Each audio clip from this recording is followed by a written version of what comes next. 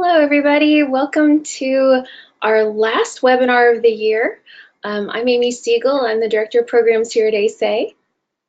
And I'm Tina Wiseman, and it looks like I'm at downtown NASA this week. Sorry for the headgear, but our signal wasn't wanting to work here at the last second, of course. So welcome. Glad you're here. We've got a lot to cover today, so we're going to, and this is really important where the rubber meets the road stuff. So we want to get in on that and get you all ready to go for interventions. So I'm going to turn cameras off and we'll jump right in. So first we're going to review what we've done so far this year as we generally start these things. The part that's complete, we started with getting ready. You formed your steering team, delegated tasks, and collected data. And then we had discussion 1, which was an intro of SI2. In discussion 2, you created a vision. In discussion 3, we set goals for primary areas for improvement and SMART goals. In discussion 4, you considered ASA's elements of high-achieving schools. You poured over your data and you created root causes. And today we're going to talk about interventions. As I said earlier, today is your last live webinar. When you finish your interventions, when those have all met criteria and your final intervention submission has met criteria, we will have a video ready for you, and it's called the preparation video. And in that video, we're going to walk you through setting up your interventions so that they're ready to implement next year. And that'll include deciding who's responsible for your interventions, setting up a timeline, evaluation, professional development, securing funding, and resources. So today, interventions. Okay, interventions are practices that eliminate root causes and improve achievement. So you've just looked at your root causes and you said these are the reasons that achievement data is not moving. So now, as Amy says, rubber hits the road, and you're going to put some real good, basic, logical things into place that's going to start picking away at those root causes, and it's kind of appropriate this time of year, you're going to start pulling weeds. So that's what you're going to do. Okay, the interventions apply practical methods to aid students in reaching the SMART goals. Just like we said, it's that simple, it's that direct, and that's the way you should look at it. It's much easier that way. In the intervention focus, the interventions that you create can be general, and they can impact a very general root cause. For example, if you have really, great difficulty with attendance or something like that, creating a new attendance policy. That's a general impact. A workshop on student engagement or something like after-school tutoring. That will cover a lot of root causes. Or it can be much more specific. So it can impact a very specific root cause, such as maybe a series of lessons on ratios or differentiated instruction in math. So you're going to be able to choose based on your root causes whether you need a general intervention or specific, and you'll have a combination of each. So the way to look at this is that the best interventions are a waste of time if they're not completely and fully implemented with integrity. Anybody can write an intervention, but there again, to wear out that analogy, the rubber has to hit the road. You have to get these things into place. It preferably needs to be day 1 of the school year where everybody's up and ready to go, and you're letting the kids know what's going on, and everybody knows what's going on. Everybody starts out on the same page, and then you keep that integrity going all through the year, and that's where you're going to see success, and you're not going to have all that frustration then. It reminds me of that saying, the definition of insanity is to keep doing what you're doing and expect different results. And so Exactly. interventions are getting you out of that loop. So we're going to expect new results by doing something different than what we've been doing. Okay, so this month starts with research and discussion. And let's talk about what that looks like. So your first step this month is to print out that root causes report for each steering team member. And of course, if your root causes haven't met criteria yet, you need to get on that, make sure that those meet criteria, and then get a copy out for each steering team member. And then individually, we ask that you consider your root causes and to research possible interventions to address each root cause.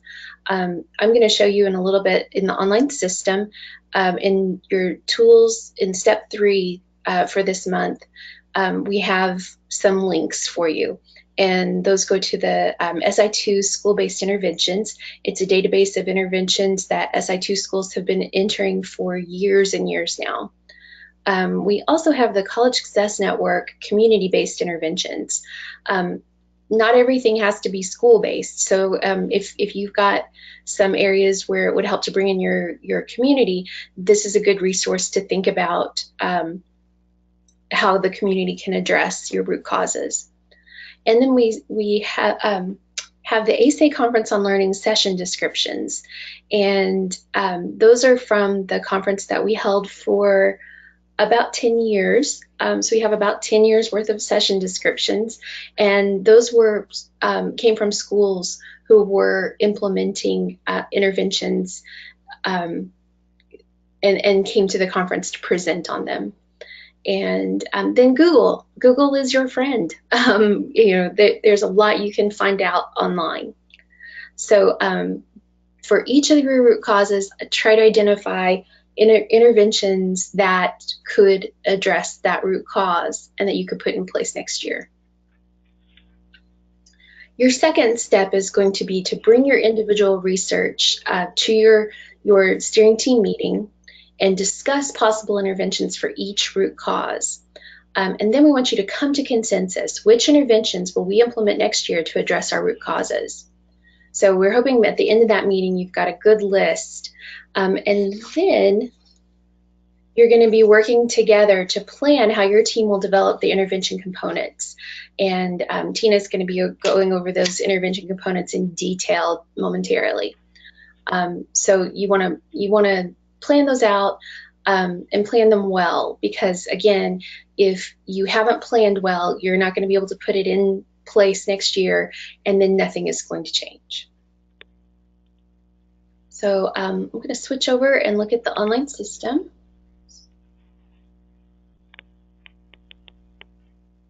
This is your process page for this month, and hopefully yours looks like this. You should be ready to go, your root causes having met criteria. And then in section 6, today you're participating in the steering team webinar. We've got a link to the root causes report, and then you'll the research link, and you click on that, and there are the links that I just went over. And we're going to get into the next section as we work today.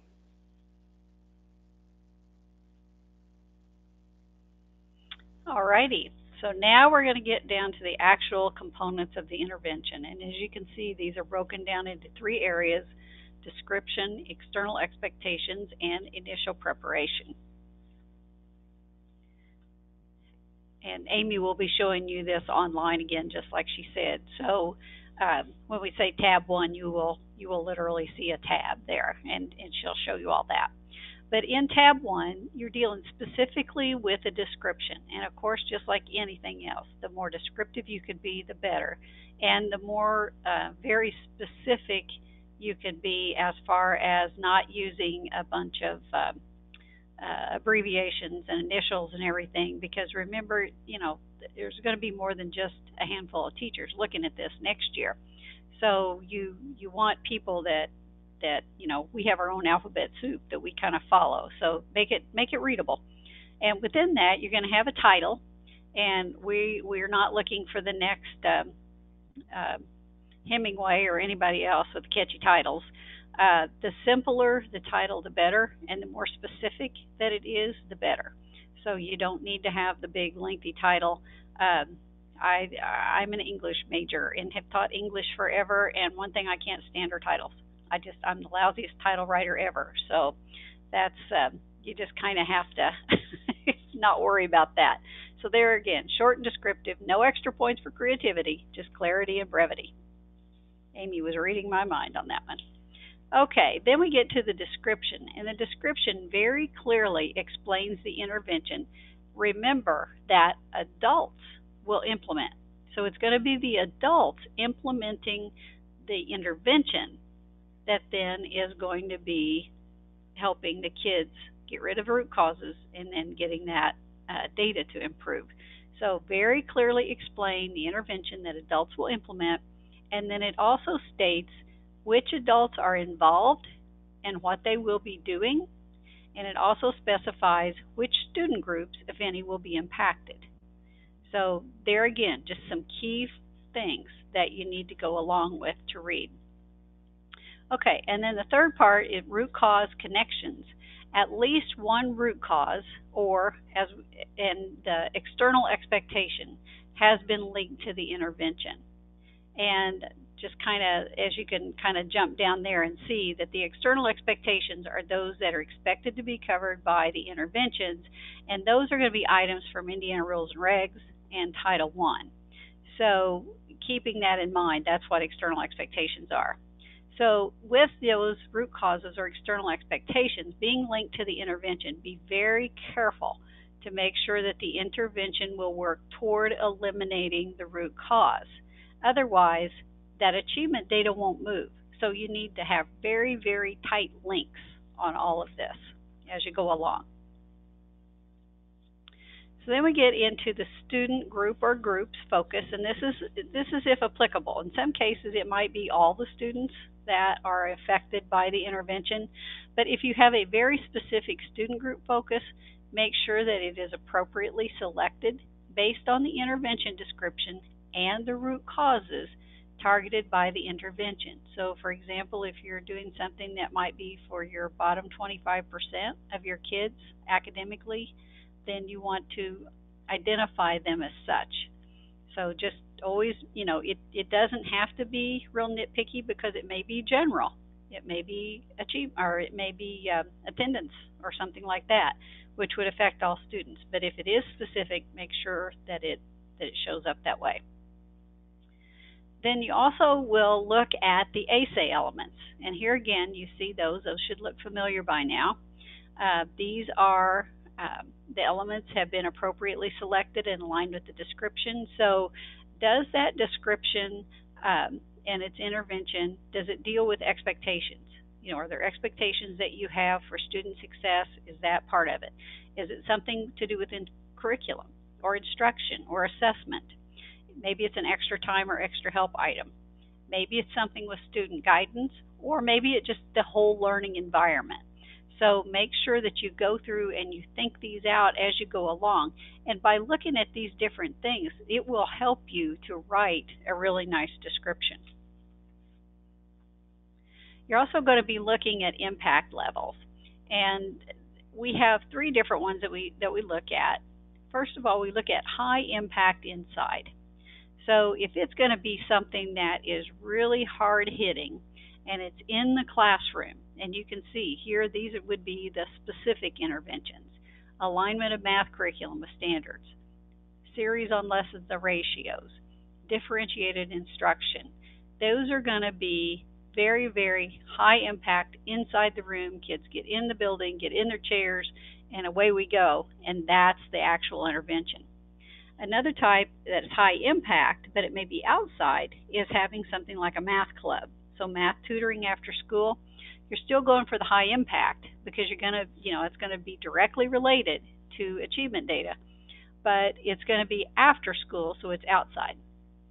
And then low impact, and be careful with these because they're kind of helpful and they might be nice to enhance something, But you know, if you have low math scores, going out and purchasing book bags that are cute because they have addition facts on them is not going to do it on its own. It's a nice little element that adds to it, but you know as well as we do that that's not going to fix it. Now, one that's low impact but a little bit more specific would be something like a community mentor program.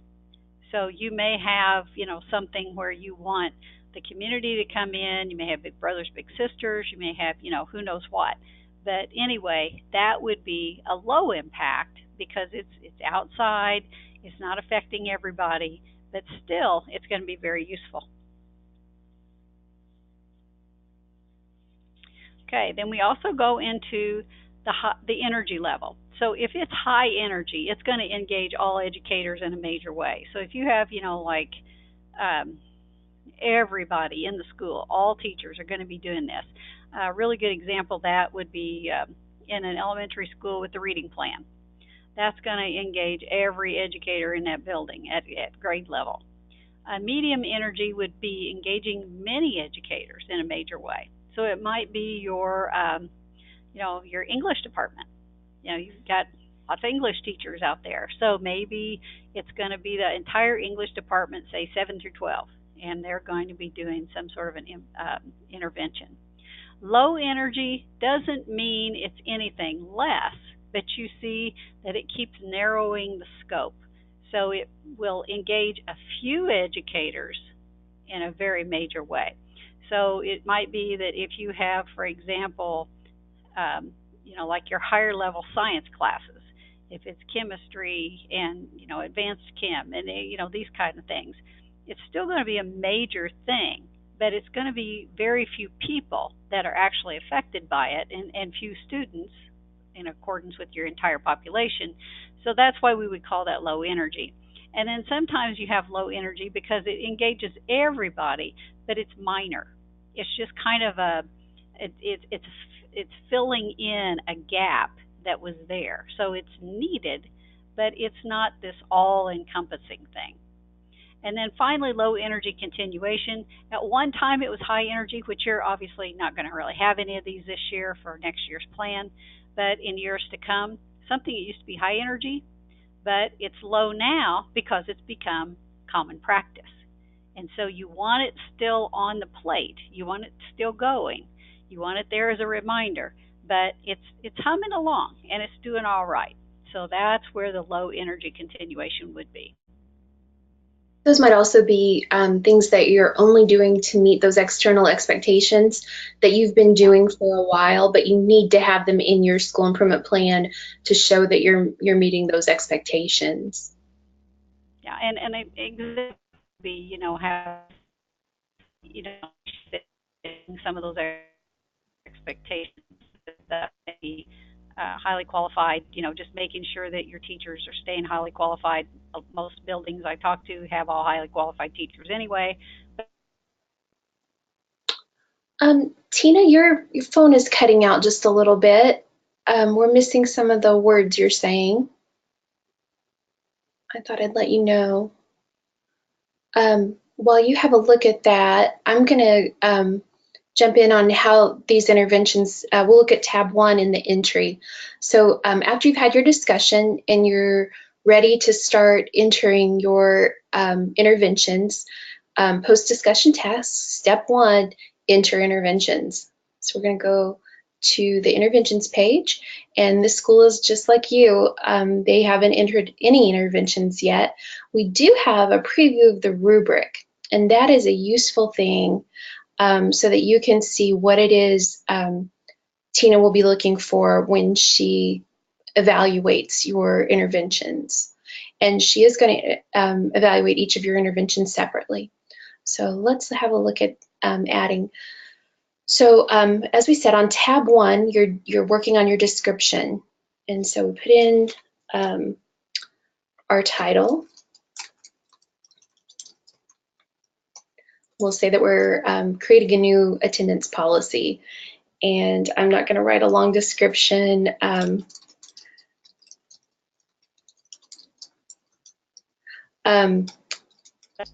I will say that this is way too short for anything that Tina would approve.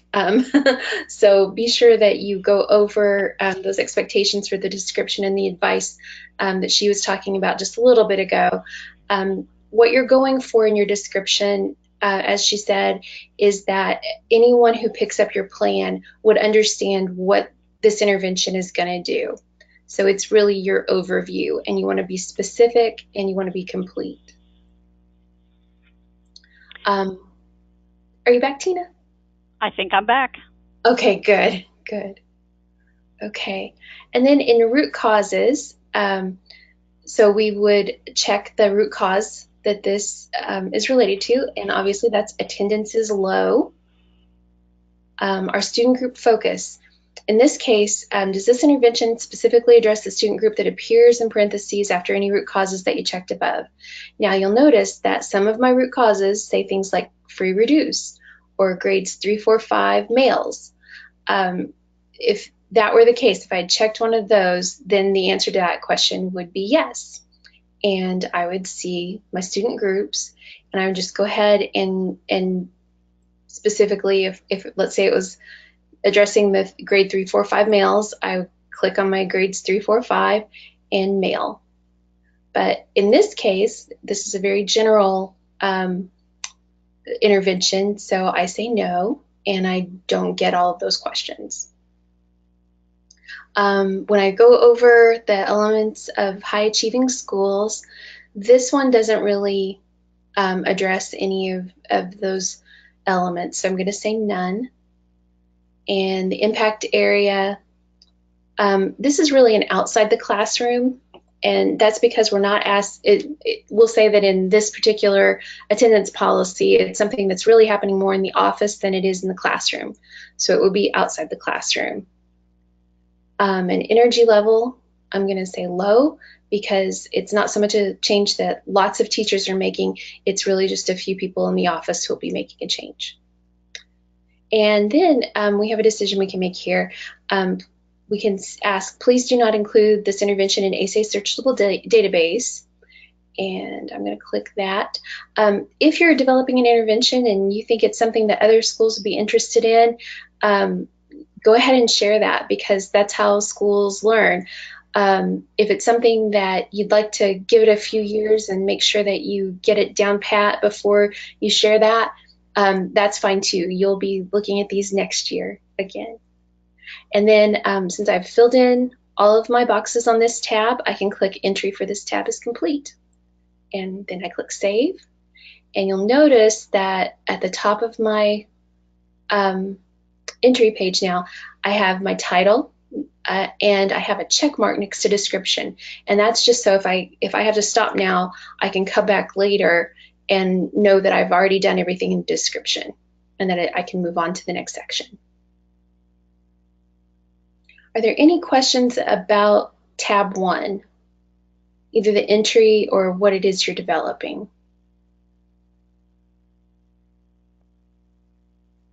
Not seeing any. Okay.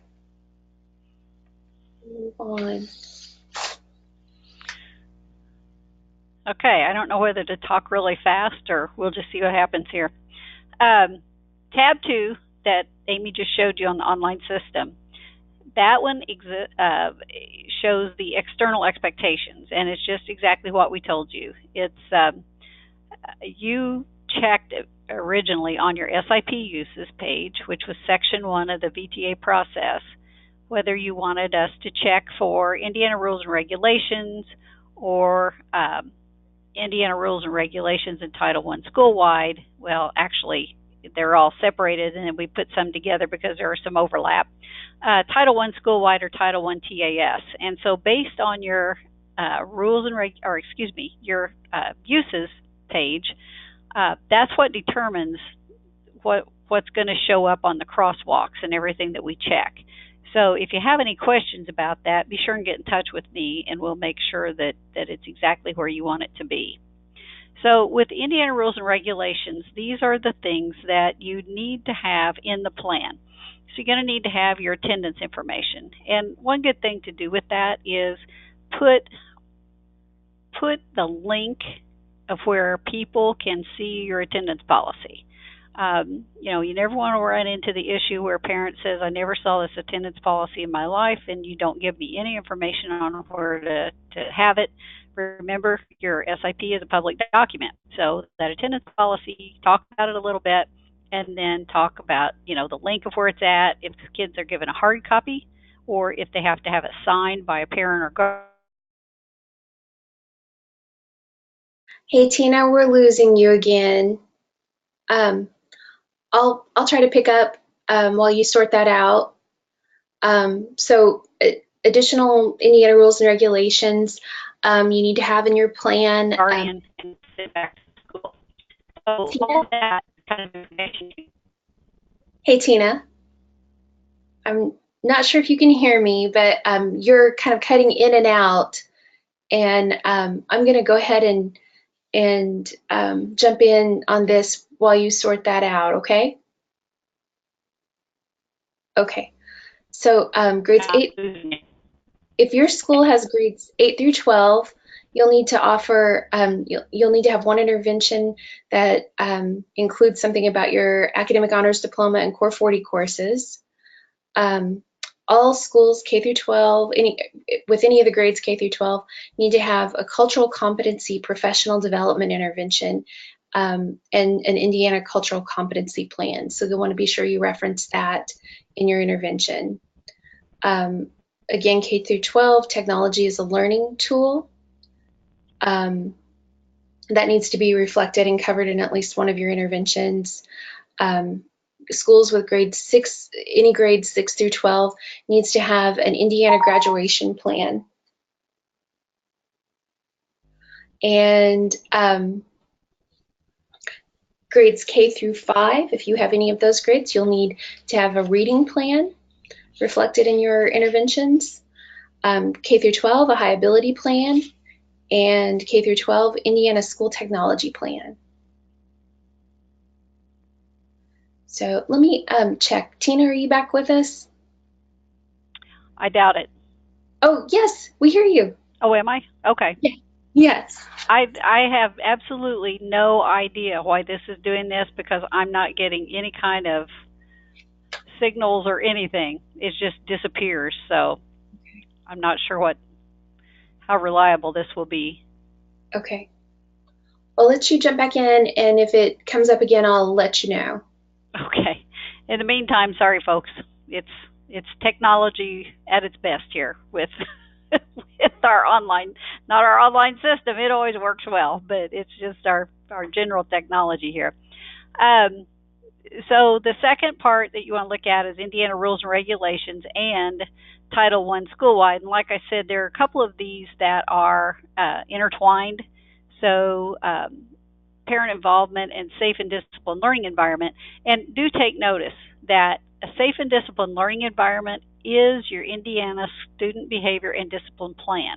So there again, just like the attendance plan, tell a little bit about what you do and how, what your environment is like, but then be sure and give information on that plan.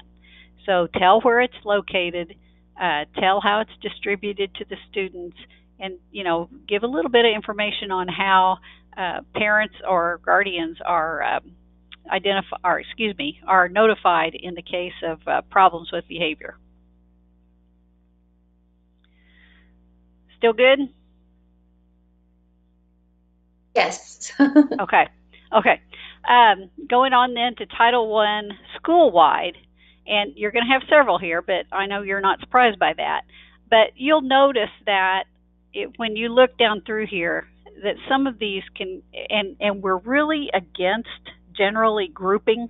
We're not fans of grouping by any means, way, shape, or form.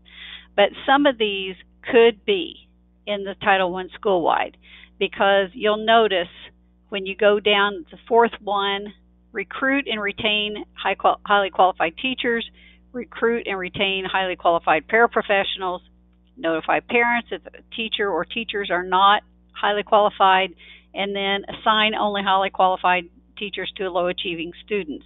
You can give that information in a description, how they're recruited and retained, both teachers and paraprofessionals, how parents are notified if they're not highly qualified, and then here again, it's with fidelity. You're going to be assigning only highly qualified teachers to low achieving students. Now, the one that will show up probably quite often would be any time that you see any kind of intervention that has anything to do with like your bottom 25% of the kids. I should see that assign only highly qualified teachers to low achieving students checked off on that, any of the interventions that has to do with that as well. Now, I'm not going to have to see all of these, but that one is you just reminding yourself we need to be assigning highly qualified teachers to this group of students. So you can group some of these together. This would probably be the exception to the rule that you can do that. Otherwise, you don't want to group because then you're going to lose the effectiveness of it. Okay, so Title I school-wide also, looks for, if you can go back to a second, looks for instructional quality, which is your effectiveness. They look for instructional quantity. They look at instructional needs assessments. They also look for the transition to elementary school, which 9 times out of 10 is your kindergarten roundup or your kindergarten screening process to get into elementary school. Transition to middle school, kind of the same thing. What do you do to get kids acclimated to go into middle school? And the same with high school. What are you doing with your 8th graders and freshmen, getting them acclimated into high school? So you want to look at those things and then think about what is it that you're doing or you need to do to make these things happen. Okay, moving on. Also, a transition to post-secondary or career. There again, how are you readying the kids to go into post-secondary training or education or into careers? So, talk a little bit about that. Team selection of assessments based on student performance, very, very important. We all know that's extremely important. So you'll talk about a little bit about that. The process to identify students not passing state standards, which there again, that's probably going to go along with an intervention that I would also see about assigning the highly qualified teachers. Thematic integrated instruction designed to accommodate various learning styles. If you're talking about, for example, there again, going back to the elementary, the reading plan, hopefully there's going to be some thematic integrated instruction. That thematic integrated instruction could be with seniors as well. So, just these are really good because they keep you full of ideas of what needs to be going on. And then the opportunity for students who are passing and advanced to have extra projects, assignments, and experiences. So any of your AP classes, anything that you have that, is going to have your advanced students, algebra in 8th grade. I mean, if you have interventions for any of these things, that's going to be a perfect example of that the external expectation. And then moving on, now we're going to go from Title I school-wide to Title I targeted assistance, or TAS. This one is a much smaller list, of course. So there again, it's going to be 1 for recruiting and retaining high-quality teachers.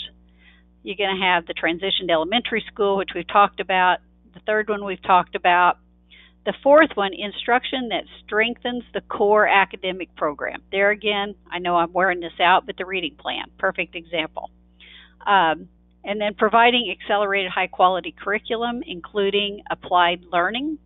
That could be across the board in any of the academic classes. So there again, just a good heads-up reminder of what you can do. And even if you're not a TAS or a school-wide school, if I were a junior high and I didn't have any of these, if I have this list, I'm going to still be looking at this because it's a nice outline of information. And so it doesn't hurt to say that, maybe we need to be looking at this.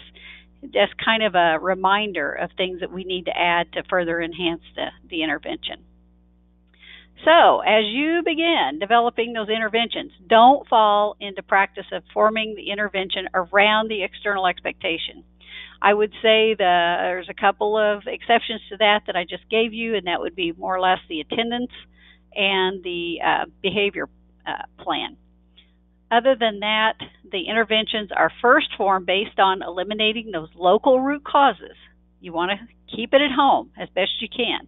And then after this first draft of the description is written, then look to the external expectations and see if any of them will fit neatly and be utilized throughout the year by that intervention. So don't write it based on an external expectation. There again, if it's attendance or something like that, that's fine. And one other thing, it doesn't mean that it has to be all the punishment that you have for attendance or discipline. You can have some reward systems in there too, obviously, but don't make it all rewards, because we know that if kids want to come to school all the time and want to behave, you don't have a problem. That's not a root cause. It's even got to be tied in with that. But you got to have something there that's going to back you up, good, bad, or indifferent. So have that in your description. And then some external expectations, like we said, can be standalone, some can be grouped, but be very, very careful with that, and be very selective, because if you start grouping too much, I'm afraid I'll have to tell you. So, and we'll get it all parsed out from there. Okay, I think I made it, Amy. I think you did too.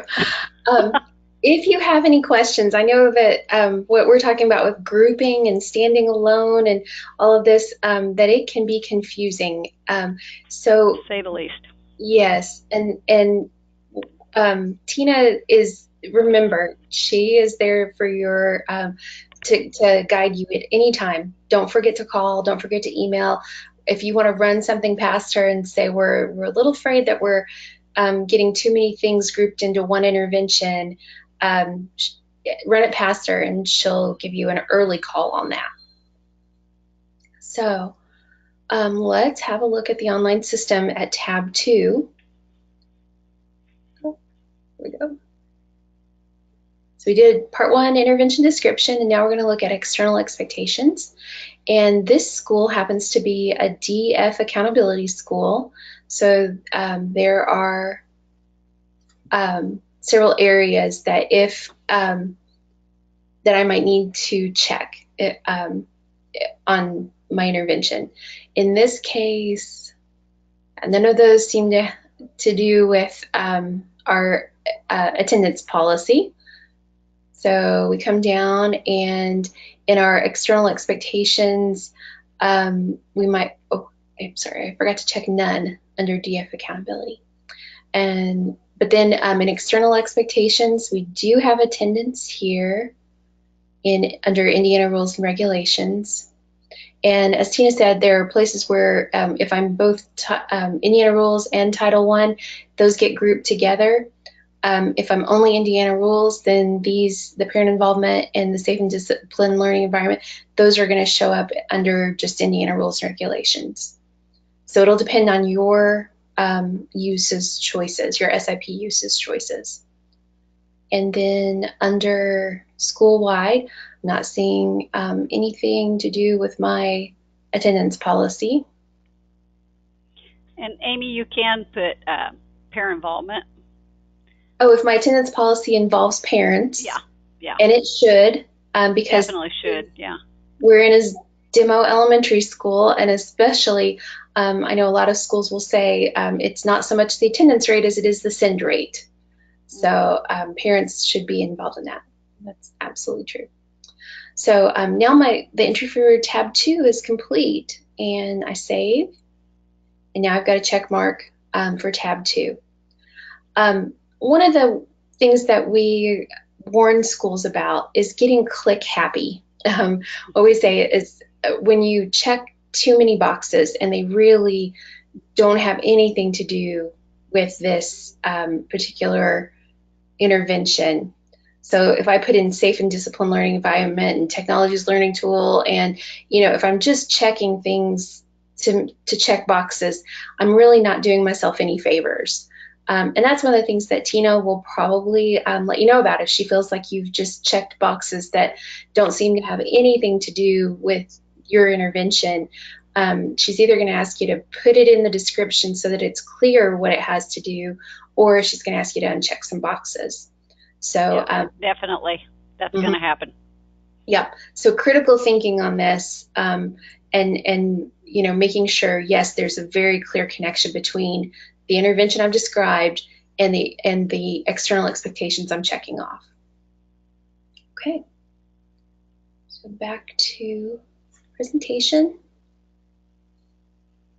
And tab 3. So now the interventions have been written and all the needed areas have been identified under external expectations. So now you're going to start planning for successful implementation. So now here again, it's just more very, very specific things. So first of all, who's going to be responsible for making sure that this implementation gets lined out? And then you're also going to have implementation date or dates, and then additional intervention needs, development needs. So going on with the dates, you have three things here that you can choose from. It can be ongoing, which means if it's something that's just going on all throughout the year and not just a specific time, then you can click ongoing. If the intervention will occur on a calendar date and you have more than one occurrence, you can add a calendar date for each time. Please don't add 180 days. That will make you crazy with your calendar, and you will have probably 180-page calendar. What you can do is you can say that it happens every month. So you can just put in, Amy, we can still do 0, right, on the day? Yes. Okay, so you could, like if it happens the entire month of December, you can put December 0, 2018, because you don't want it to show up continually. Somebody I know that did that silly thing, and you're listening to her right now, did that one time, and I thought the printer would never stop. So you don't want to do that. So just keep it neat, keep it nice, and don't scare everybody off with your big long calendar. But do get those calendar dates on there, because once you've got it, then you own that date. And so when you look at your entire school calendar, you can say, wait, we have to have these days lined out so that we can have this going on. Don't fold on those, because you really need to own those dates. Tina, I want to jump in real quick. This is because you're doing initial preparation. This is you're not necessarily setting things in stone on this part. This is to help you get ready for your detailed preparation work that you'll do after your interventions have been have met criteria. So this is to help you get some initial plans, some initial thoughts. If you all are thinking we need to do this once a month, or we're going to have to do training quarterly, or we know we want some professional development, get a ballpark here, and you're going to use that to make more detailed plans when you work on the preparation. That'll be the video. We'll get into that in the video that you're going to watch after your interventions meet criteria. But it does print on a calendar, just like Tina said, and it will go on forever if you put it in 180 times. So you don't really need to get into that kind of detail, but this is where you start putting things together so that you've got something to go on as you get into your more detailed work. Sorry, I just wanted to. Oh, no, that's fine. That's fine. And then your intervention date is to be determined, and so you have those three options that you can use. So you'll just check one of those options. Okay. Additional intervention development needs. Here again, you have some options. You can do an evaluation, which is always a good idea, because then you know down the road if the intervention is successful, and you also remember to check. Because how many times do we say we're going to do something and then everything else gets going, and then you think, oh, I was going to do that. And with this, you're putting in an evaluation. So you're putting in your own stop gaps so that you're going to check every once in a while and make sure everything's working as it should. Professional development, that's always important. Some external expectation items require it. It definitely is required by cultural competency. So make sure that that you always have professional development. And, don't shy away from professional development. It doesn't have to be sit and get. So be thinking along those lines, maybe action research, maybe lots of things, but there again, a good thing. Resource securement. Will you need time? Will you need materials? Will you need meeting space? Will you need equipment? And if you do, there again, you need to get your foot in the door and claim these things ahead of time. And funding securement. Will you need to pay for any of the resources identified? Now's the time to think about that. That's very, very important. And then any kind of other tasks. So will anything not covered by the above items here be needed to make that intervention successful? So we give you all kinds of options there that you can check off and to get ready for your preparation.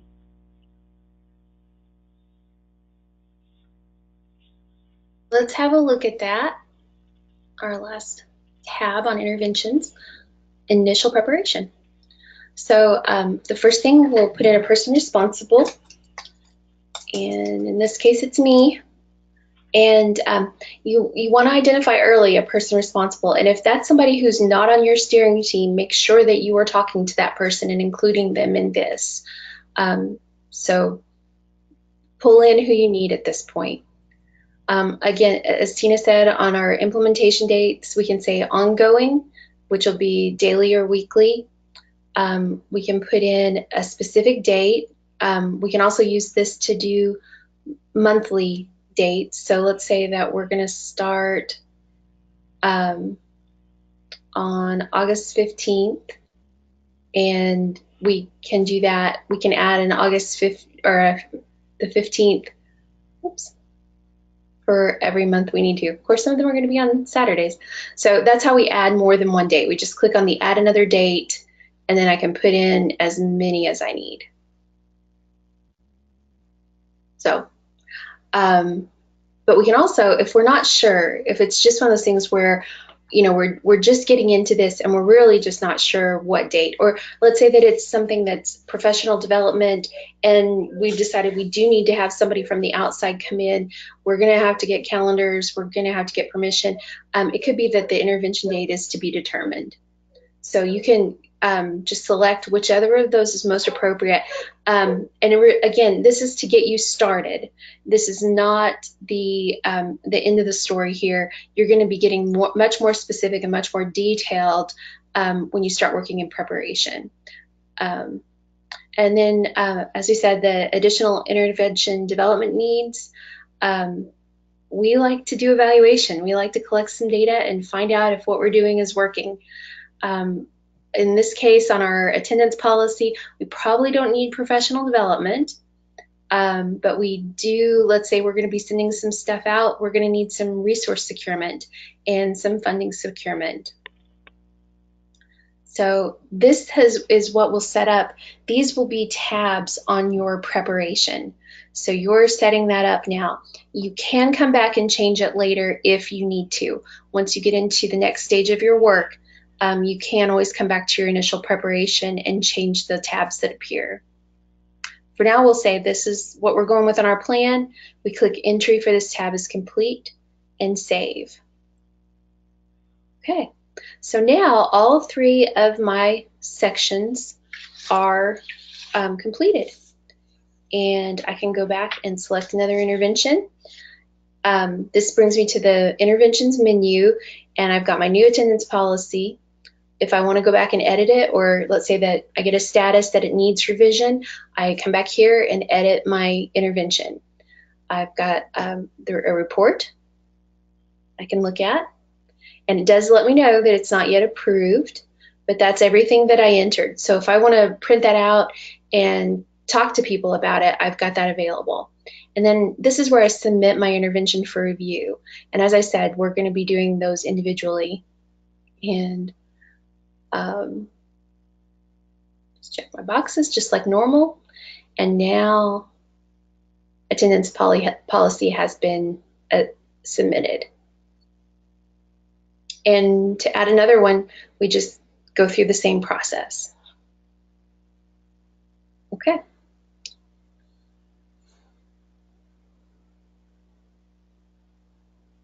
Let's get back to our presentation. Going to show you one more thing here, and these are the crosswalks, and these are about the slickest little things you've seen in a while. Before you submit the finalized interventions, check these crosswalks. It will save you a lot of time and aggravation. We have several different ones. We have root cause and the interventions. We have the ASA elements. We have the DF accountability, if that's applicable to you. We have student groups, external expectations, energy level, and then this one big one that's cool improvement summary of SMART goals and root causes. So I'm just going to let Amy jump right into that.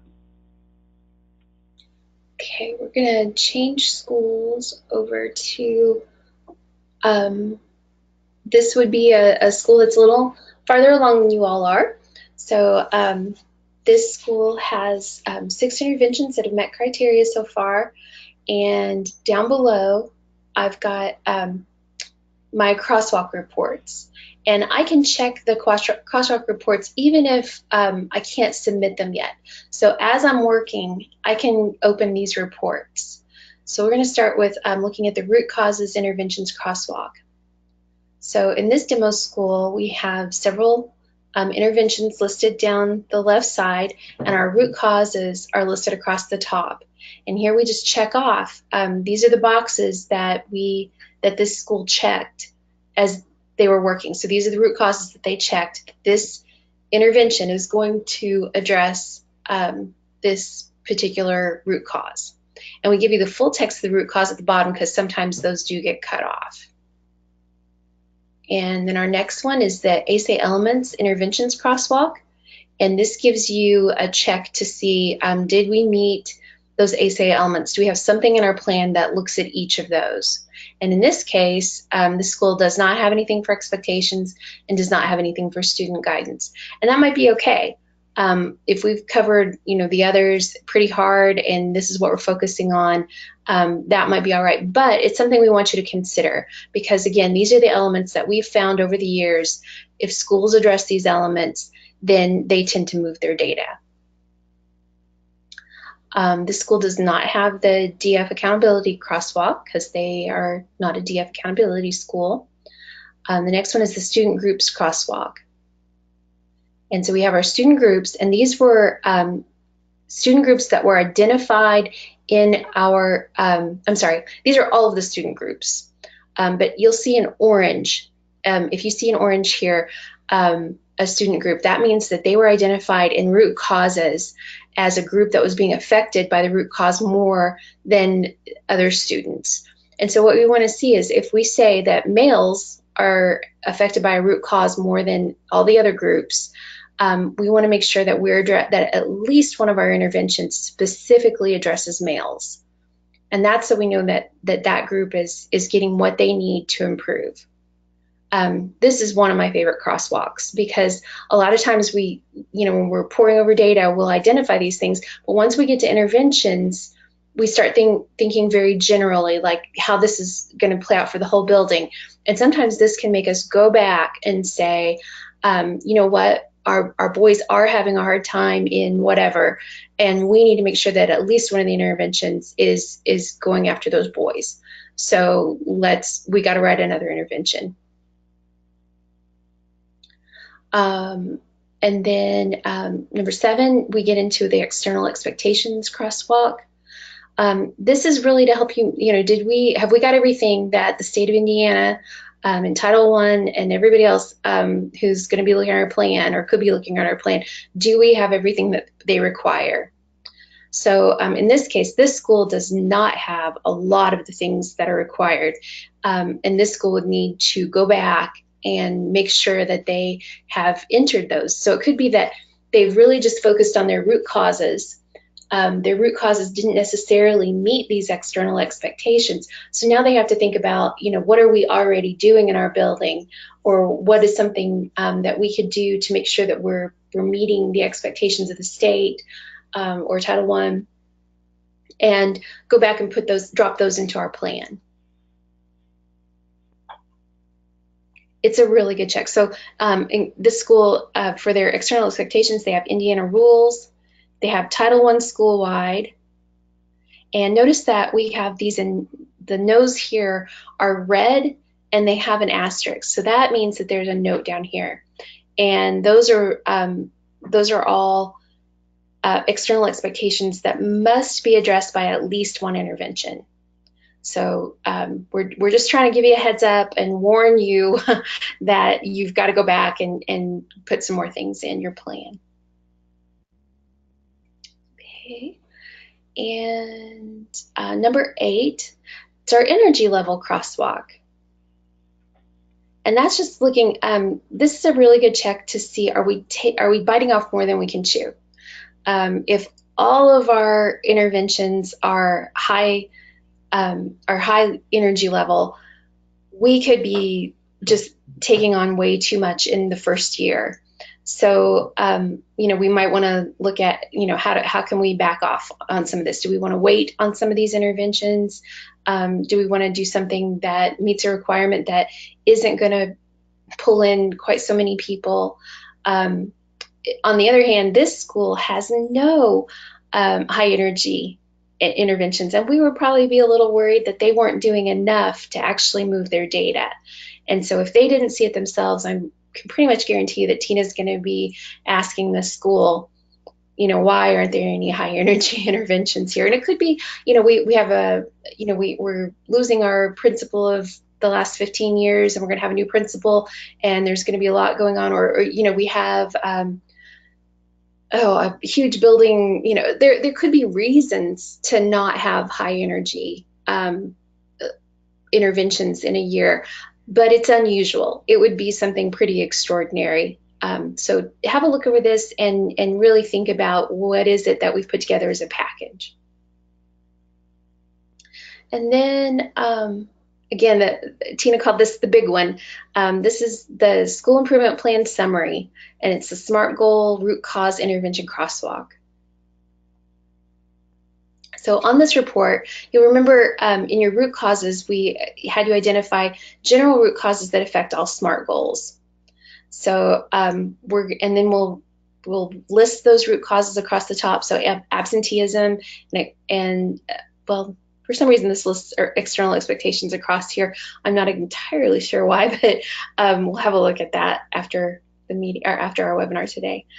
So absenteeism was one of our general ones, and it is being addressed by a couple of our interventions.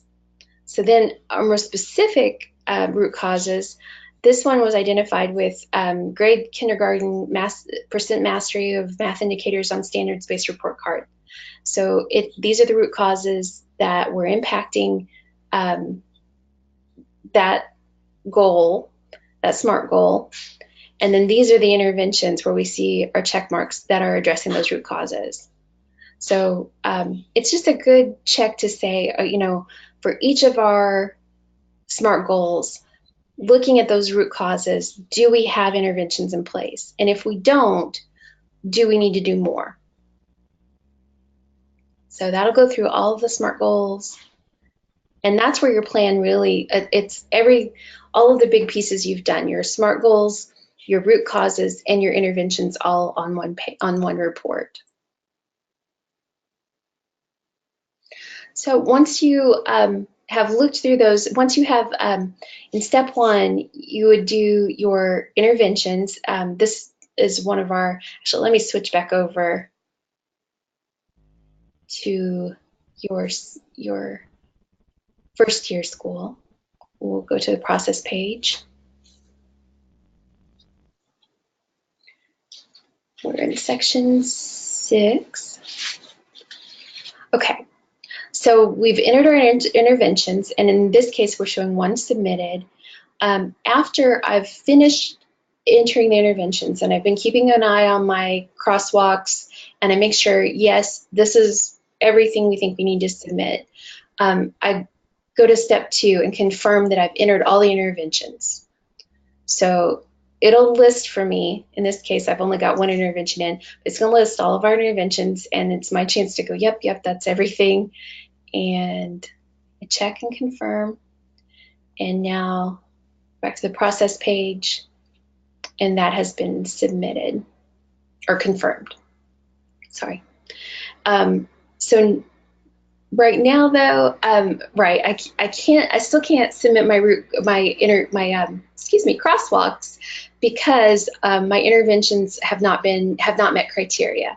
So I'm not going to be able to submit any of these crosswalks until up here it shows that all of my interventions have met criteria. So once that happens, though, then I can go through and look at those crosswalks, look it over again. It could be that I decide, no, we really don't have enough interventions, or we need to make some adjustments. It could be that none of them address something that was really important. So go back and make whatever changes are needed, resubmit the interventions, and Tina will look those over again. And then once all of your interventions have met criteria and you feel like your crosswalks are where you want them to be, then you submit those for review. Okay? And down here at the bottom, after all of your crosswalks have met criteria, then you can submit your finalized interventions. And that's just, it gives you the chance, one last look. Yes, this is what we want to do. And you'll submit those. And once that has met criteria, then you can move on to preparations. We do have a few little steps down here. There's an intervention signature sheet, the intervention calendar, and we talked about this. This is one of the calendar where we have a look at what things it's our heads up on what we were thinking we would be doing. You'll be using that in preparations. I guarantee that, and whatever ballpark you had, you're going to put that into much more detail in your preparations. You'll notice down here, preparations, the first thing you'll do is watch the steering team video. We'll have that linked for you, and we'll go over all of these steps in that video. Do we have any questions by any chance? Is there anything I can show you, or anything you'd like to ask about getting into this work?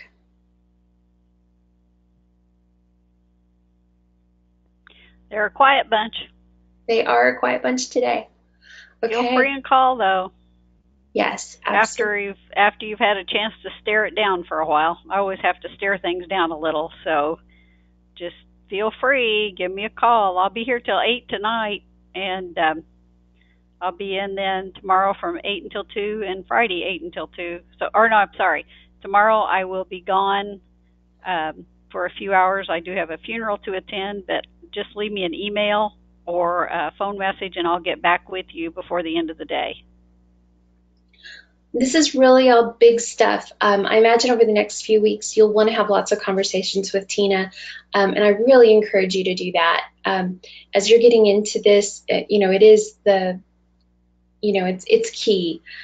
So please take advantage of that phone number and that email address, and set up a conference, for your whole steering team, or if you have a few people who are developing an intervention and they want some advice, don't be shy. Yeah, don't. And just don't let yourselves get so far behind. I mean, if you're kind of suffering with that right now by any chance, make sure that you get this on the calendar, your calendars, that you're going to work every once in a while. And like I said, I'm here on Wednesdays till 8 o'clock in the evening. That's a good time to call, and we can just kind of do a little homework over the phone. So that's what I do. I'm here to help, and I'm happy to help. So just give me a call anytime or drop me an email. All right. Thank you all very much for attending today, and we'll have your preparations video ready for you. It's been just an honor working with you all this year, and I wish you all the best of luck. Absolutely. A lot of fun. We want to keep it that way and have some good quality there too. So I think you'll be in good shape. Have a great day.